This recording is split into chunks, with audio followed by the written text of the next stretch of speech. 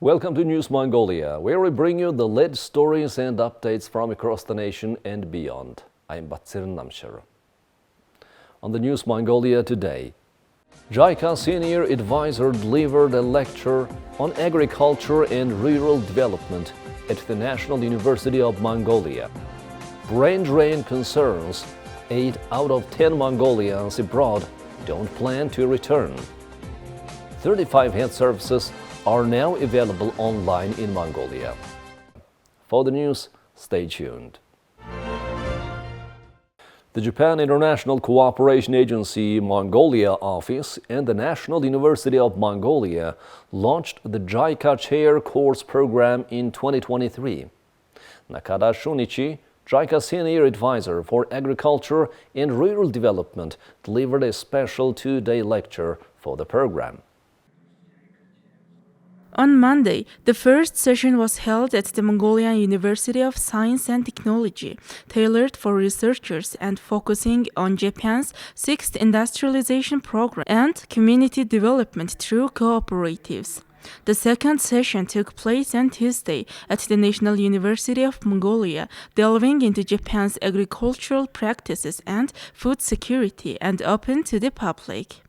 There are 3 different stages of agricultural development in accordance with economic development of Japan.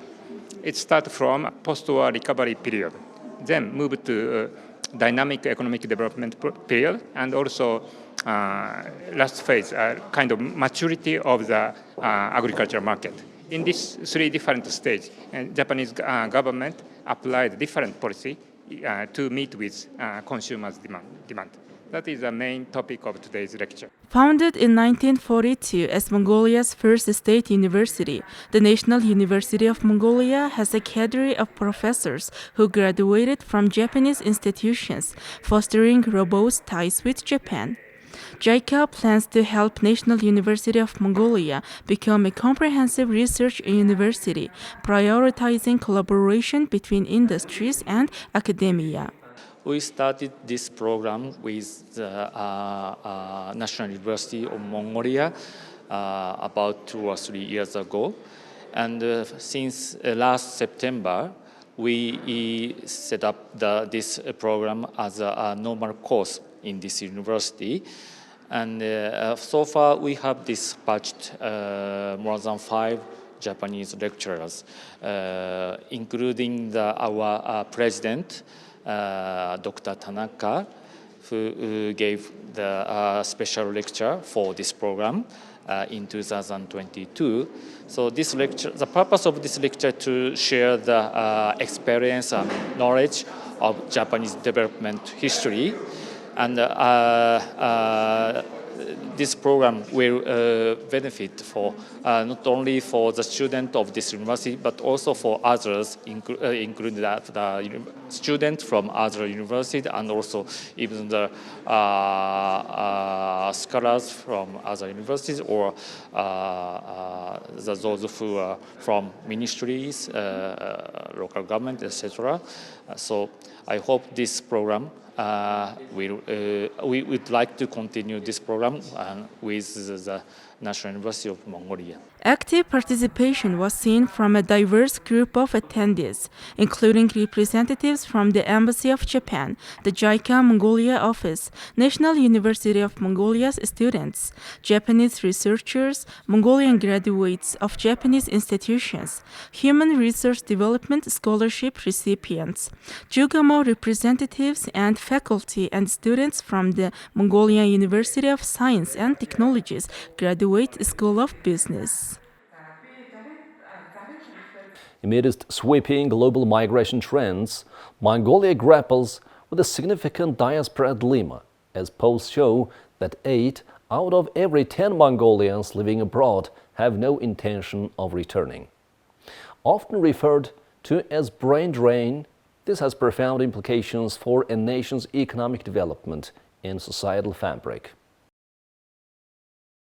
According to recent data compiled by the National Statistics Office, 220,000 Mongolians are of the active employment age of 23 to 50, 65% of whom have graduate and postgraduate degrees. The 18 to 20-year-olds living abroad plan to continue their studies, while those in the 30 and 50-year-olds are living abroad for employment purposes. Factors driving this migration range from seeking better employment opportunities and higher education prospects to a desire for improved standards of living and political stability. Among the primary destinations attracting Mongolian expatriates are developed countries such as the United States, Canada, Australia, and European nations, where opportunities for career advancement and higher education are perceived as more abundant.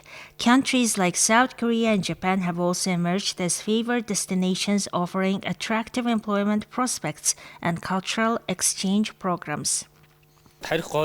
Brain drain is an emerging trend. As we live in a democratic country, anyone can seek better opportunities in other countries, so it's not a surprising trend.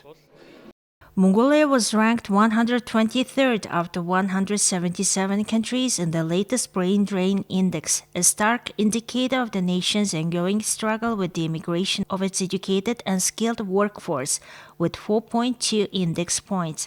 This position highlights the significant challenges Mongolia faces in retaining talent and underscores the urgent need for strategic policy and reforms. We need more cooperation and support for young researchers from all the science and research center professionals.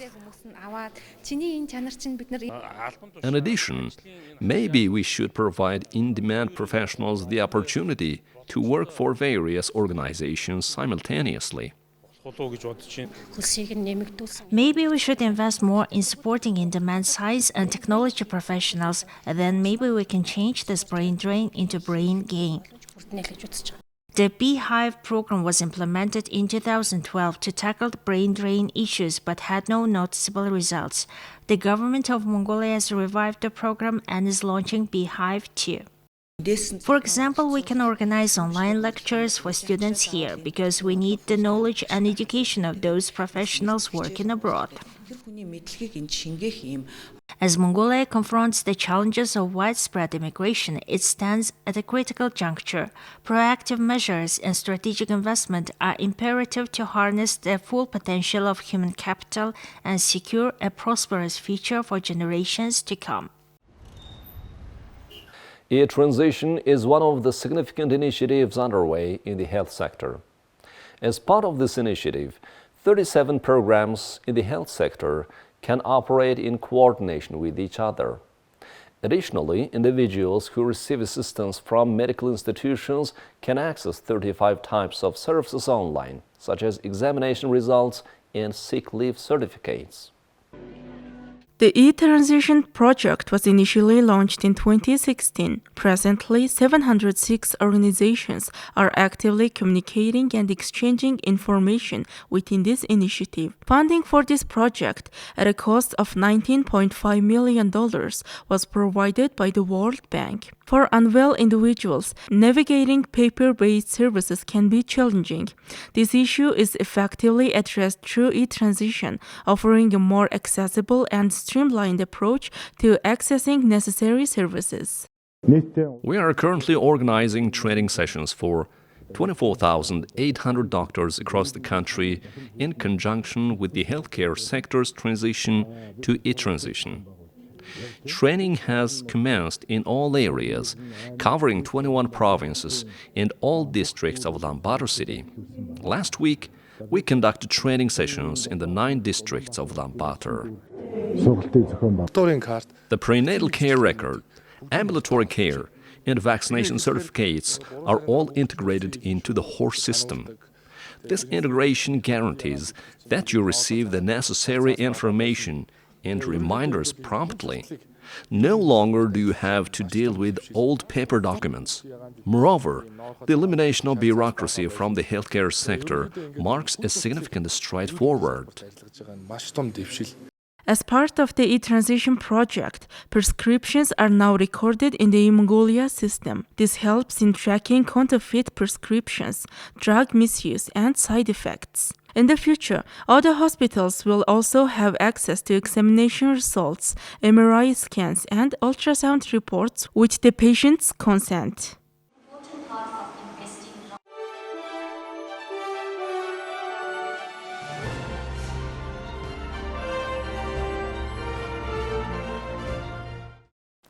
Now let's take a look at currency exchange rates provided by Mongol Bank.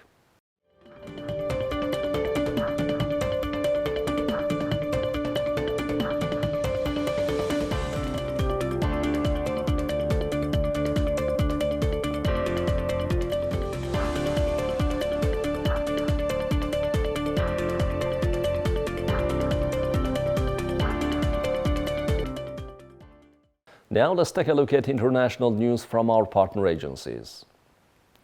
U.S. Secretary of State Antony Blinken visited Kiev on Tuesday as the top diplomat made an unannounced trip to Ukraine to reassure an ally facing a fierce new Russian offensive. The visit comes less than a month after Congress approved a long-delayed foreign assistance package that sets aside $60 billion in aid for Ukraine, much of which will go toward replenishing badly depleted artillery and air defense systems. Ukrainian Foreign Minister Dmytro Kuleba hosted U.S. Secretary of State Antony Blinken on Tuesday for a working lunch at Pizzeria in Kyiv. Blinken's lunch with his counterpart comes during his unannounced visit to Ukraine to reassure the U.S. ally facing a fierce new Russian offensive. During an earlier meeting with the Ukrainian President Volodymyr Zelensky, Blinken said that American military aid on its way to Ukraine will make a real difference on the battlefield.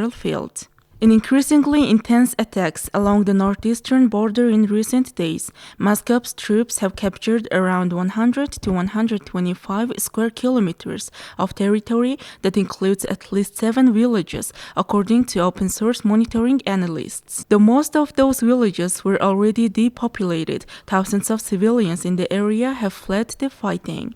Analysts have called this moment one of the most dangerous for Ukraine since Russia's full-scale invasion in February 2022, and President Volodymyr Zelensky asked Tuesday for more air defense systems to protect civilians under Russian fire in the northeast. Blinken's visit comes less than a month after Congress approved a long-delayed foreign assistance package that sets aside $60 billion in aid for Ukraine, much of which will go toward replenishing badly depleted artillery and air defense systems.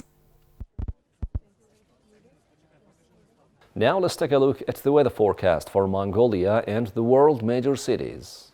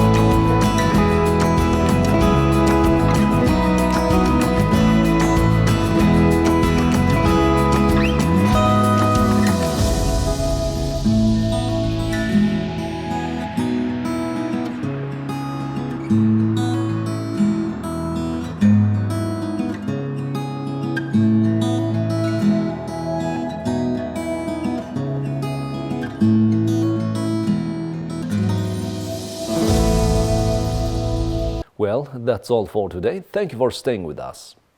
We'll see you tomorrow with more news and updates. Goodbye.